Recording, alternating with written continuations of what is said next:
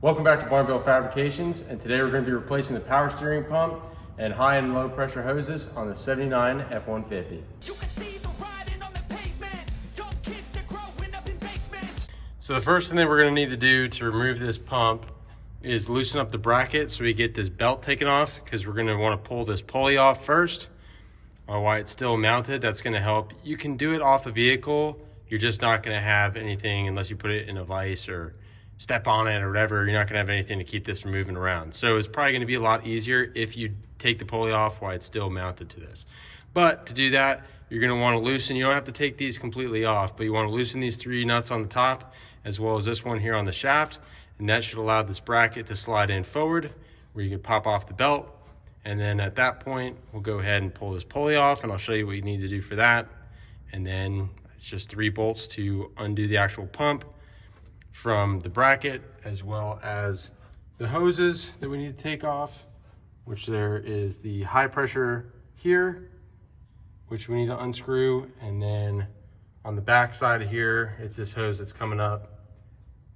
That's just, it's a low pressure, so that just clamps on a nipple on the back of the pump. And then you have the 2 fittings that go to the actual gearbox itself. All right, so we got all this loosened up. Like I said, just loosen these 4 nuts and this whole pump and bracket assembly will slide in. Then you can take off your belt. I did take off the water pump pulley. I sanded it down, I'm gonna paint it. Same thing with this pulley whenever we get it off. But anyways, the next step that we need to do is to grab our pulley puller. And you have these clamps, and these essentially will clamp around this little collar on the end of this pump, or the pulley rather. And then you'll have this shaft that will slide inside. You'll take this little insert, put it in the middle so that it free spins for removal, and then you screw on this nut. So I'll start to get this together. Okay, so what you do whenever you get this on, just start it finger tight, is you'll go ahead and hold a wrench on this nut here in the middle, and you just hold this in place, and you go ahead and tighten down that center shaft. And what that does is this collar grabs onto the pulley and it just pulls it off.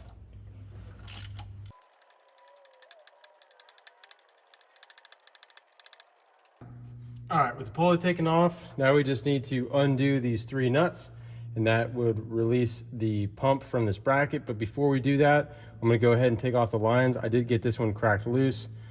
For the low pressure line, I'm just going to go ahead underneath and cut it with some dikes, and then I'll remove the hose whenever this pump's out of the way, because I will give a little bit more clearance to get to the fitting that's on the steering, on the gearbox rather. We got the old hoses in the pump out, so now we need to go ahead and put our new hoses in.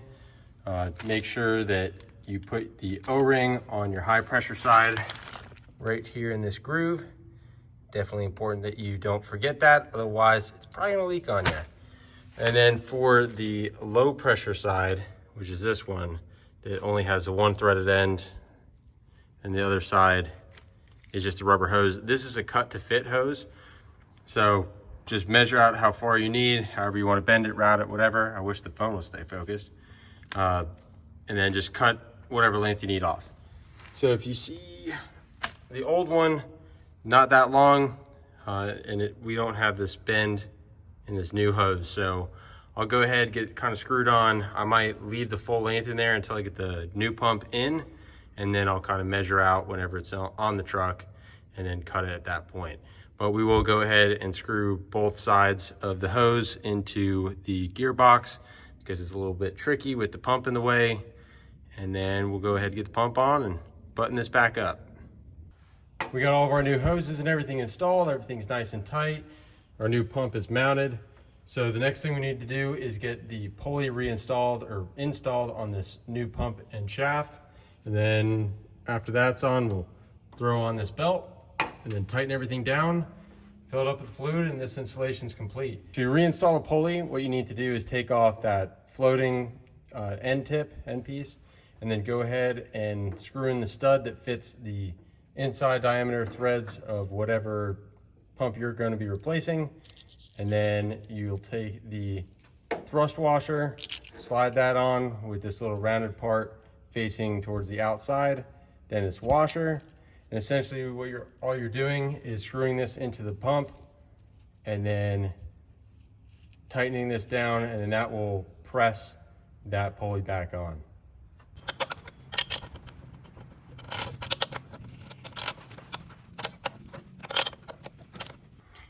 All right, so everything's reinstalled. Everything's nice and tight. Belt's nice and tight. We got the pump filled with power steering fluid. So the next step here is just to fire it up and make sure it's working. I will say one thing to note, it might whine just for a couple seconds whenever you first start it, just till it cycles the fluid. Nothing to worry about as long as it doesn't last more than a couple seconds. If it does, shut it off.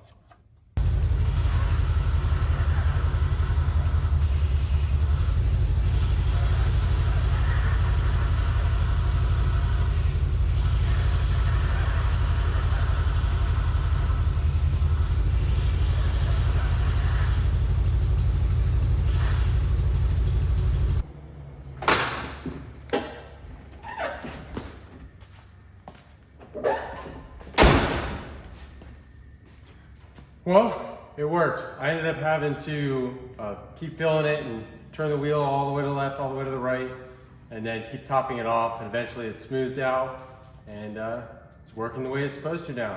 So hopefully this video helped you guys. You guys get outside, get wrenched on something, piss off your neighbors, disappoint your mom, and until next time, keep on keeping on.